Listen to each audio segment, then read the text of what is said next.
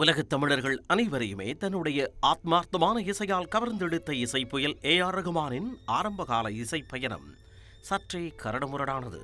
அப்பாவின் இறப்பிற்கு பிறகு வலுக்கட்டாயமாக இசைக்குள் தள்ளிவிடப்பட்ட ஏ.ஆர். ரகுமான் அதில் விருப்பப்பட்டு இனிமையாகவே நீந்த ஆரம்பித்தார். அவர் ஆஸ்கர் வாங்கிய பின் தமிழ் இசையமைப்பாளர்கள் சங்கம் சார்பாக அவருக்கு நடந்த பாராட்டு விழாவில், எனது அப்பா பட்ட கஷ்டங்களைத்தான் நான் அறுவடை செய்து கொண்டிருக்கிறேன் என உணர்வுபூர்வமாய் கூறினார். அதுதான் உண்மையும் கூட. மலையாள படங்களுக்கு இசையமைத்துக் கொண்டிருந்த ரகுமானின் அப்பா ஆர்.கே. சேகர் ஒருமுறை சிங்கப்பூர் சென்றிருந்த பொழுது அந்த சமயத்தில் தமிழ் இசை உலகிற்கு அறிமுகமே ஆகாத பல இசைக்கருவிகளை வாங்கி வந்தார். பின் நாட்களில் ரகுமானின் அப்பா இறந்த பிறகு ரகுமானை காப்பாற்றியது அந்த இசைக்கருவிகள்தான்.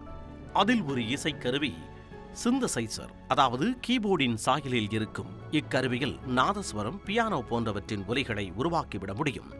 ரகுமான் தன்னுடைய 12வது வயதில் மியூசிஷியனாக தனது பயணத்தை ஆரம்பித்த பொழுது அந்த சிந்தசைசர் தான் ரகுமானிற்கு கை கொடுத்தது.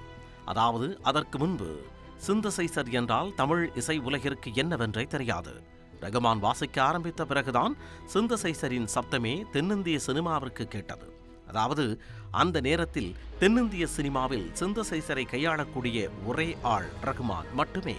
பின்னாட்களில் 80களின் ஆரம்பத்தில் இளையராஜா, டி. ராஜேந்தர், தெலுங்கில் ராஜ்கோட்டி என பல இசையமைப்பாளர்களிடமும் பணியாற்றினார் ஏ.ஆர். ரகுமான்.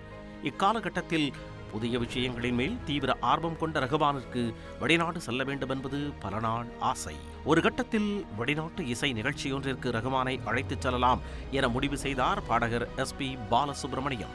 ஆனால் அதன் பின்பு ஏதோ ஒரு தவிர்க்க இயலாத காரணத்தினால் ரகுமானை அழைத்துச் செல்ல முடியவில்லை. அன்றைய சூழ்நிலையில் ஏமாந்து போன ரகுமானிற்கு உள்ளுக்குள் ஒரு கனல் எரிந்து கொண்டே இருந்தது. பின் நாட்களில் அதுதான் தீப்பொறியாக வெடித்தது. ரோஜாவிற்கு பிறகு தமிழிலும், ரங்கீலாவிற்கு பிறகு இந்தியிலும் வெற்றி நடைபோட ஆரம்பித்த ரகுமான் சுற்றாத நாடுகளே இல்லை என சொல்லும் அளவிற்கு அனைத்து உலக நாடுகளுக்கும் தனது இசையை எடுத்துச் சென்றார். அறிமுகமான நாட்களில் இருந்தே மணிரத்னம், பாலச்சந்தர், பாரதிராஜா என மிகப்பெரிய ஜாம்பவான்களுடன் இளம் வயதிலேயே தன்னுடைய இசை பயணத்தை ஆரம்பித்த ரகுமான் அடுத்ததாக வெளிவரவிருக்கும் தக் லைஃப் படம் வரையிலுமே மணிரத்னத்துடன் தன் பயணத்தை தொடர்ந்து கொண்டே வருகிறார். ஆரம்ப நாட்கள் தொட்டே ரகுமானிற்கும் மணிரத்னத்திற்கும் நேர்மறை தாக்கம் இருந்து கொண்டேதான் வருகிறது. ரோஜா படப்பிடிப்பிற்கு முன்பு அப்படத்திற்கான பாடல்களை உருவாக்கி கொண்டிருந்த பொழுதுதான் மணிரத்னத்திற்கு ஓர் அழகான ஆண் குழந்தை பிறந்தது. குழந்தை பிறந்த குதூகலத்தில் ருக்குமணி ருக்குமணி பாடலை நாள் முழுக்க தனி அறையில் கேட்டுக்கொண்டிருப்பாராம் மணிரத்னம். நமக்கு கடினமான ஓர் சூழ்நிலையில் நாமாக தள்ளப்படுகிறோம் என்றால் அந்த சூழ்நிலை முடிந்த அளவிற்கு நம்மை பயன்படுத்தும்.